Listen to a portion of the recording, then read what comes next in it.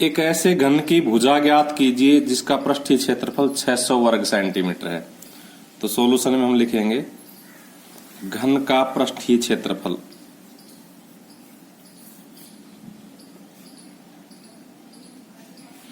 बराबर 600 वर्ग सेंटीमीटर। इस घन के पृष्ठीय क्षेत्रफल के नीचे इसका फॉर्मूला लिखेंगे 6 इंटू भुजा स्क्वायर बराबर 600। अब हमें भुजा चाहिए तो इक्वेशन बन गई, इसको हल कर लेंगे। तो पहले 6 उधर जाएगा तो भुजा स्क्वायर यहां बचा 600 और 6 उधर जाके भाग हो जाएगा क्योंकि यहां गुणा हो रहा है।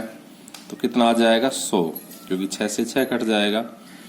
तो देखो हमें भुजा चाहिए तो स्क्वायर हटेगा तो इधर वर्गमूल निकलेगा और 100 का वर्गमूल होता है 10। इस प्रकार से हमने भुजा ज्ञात कर दी। अब हम अगले सवाल की ओर चलते हैं। हमारा सवाल है कि रुखसार ने 1 मीटर गुणा 2 मीटर गुणा 1.5 मीटर माप वाली पेटी को बाहर से पेंट किया। कार्टून है कोई ये।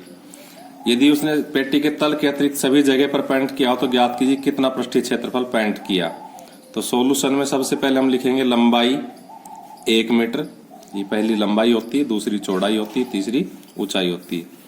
चौड़ाई 2 मीटर और ऊंचाई 1.5 मीटर लिखेंगे। इसलिए पेटी को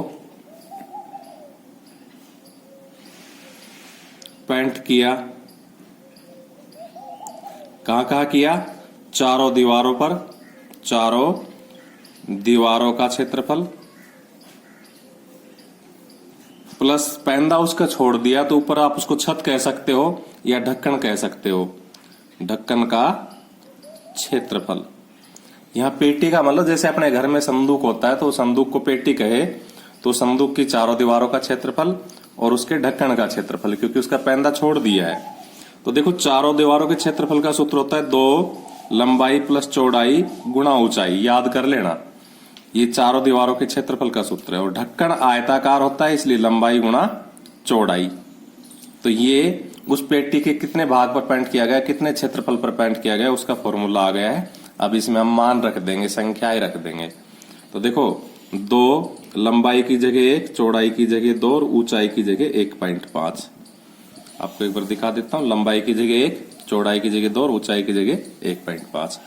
फिर वापस लंबाई गुणा चौड़ाई तो 1 गुणा 2। इसको कैलकुलेट कर लेंगे, हमारा आंसर आ जाएगा। तो देखो 2 और 1 3 और बाहर की गुणा हो जाएगी 1.5 गुणा 2। तो 1.5 गुणा 2 कितना हो जाएगा 3.0, क्योंकि 15 दूनी 30 और 1 छोड़ के 0। फिर ये वाला 3, 2 और 1 3 और ये 2 एकम 2। इस तरह से 3 3 9 प्लस 2 बराबर 11 वर्ग मीटर, यानी कि उसके 11 वर्ग मीटर क्षेत्रफल पर पेंट किया। 5वां सवाल देखिए। हमारा 5वां सवाल है, डैनियल एक ऐसे घनाभाकार कमरे की दीवारों और छत को पेंट करता है। यहां भी कमरे की दीवारों को और छत को पेंट हो रहा है। तो वही फॉर्मूला लग जाएगा जो पिछले सवाल में लगा है चौथे में, यानी चारों दीवारों का क्षेत्रफल प्लस छत का क्षेत्रफल। लंबाई चौड़ाई ऊंचाई उसकी दी हुई है 15 मीटर, 10 मीटर, 7 मीटर। और एक कैन की सहायता से 100 वर्ग मीटर पर पेंट होता है। तो कितनी कैन चाहिएगी? तो पहले तो हम क्षेत्रफल ज्ञात कर लेंगे, पेंट करने योग्य क्षेत्रफल ज्ञात कर लेंगे, फिर कैनों की संख्या ज्ञात करेंगे।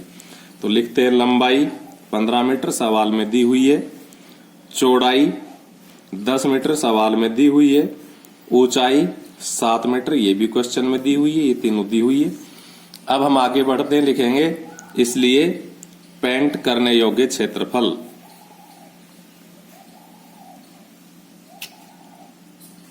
और हम वही चारों दीवारों का क्षेत्रफल प्लस छत का क्षेत्रफल।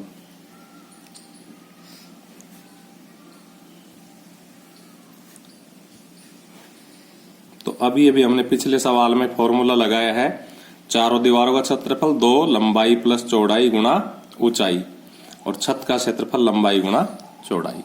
इसमें मान रख दो, 2 लंबाई की जगह 15, चौड़ाई की जगह 10, ऊंचाई की जगह 7, लंबाई जगह 15, चौड़ाई की जगह 10। ये सारे मान हमने यहां से रख दिए हैं। अब हम इनको कैलकुलेट कर लेते हैं। तो कितना आएगा भाई? ये 2 को 7 से गुणा करेंगे तो 14, 2 सते 14 इंटू 15 और 10 25, 15 ढाई 150। 25 को 14 से गुणा कर रहा हूं, 25 चौकू 100, हासिल 10, 25 एकम 25 और 10 35।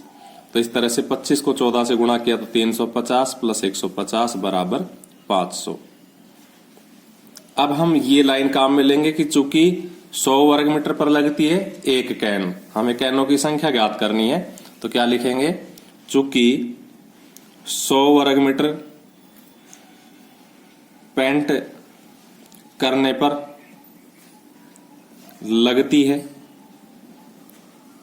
बराबर एक कैन, इसलिए 1 वर्ग मीटर पर पेंट करने में लगती है 1/100 कैन।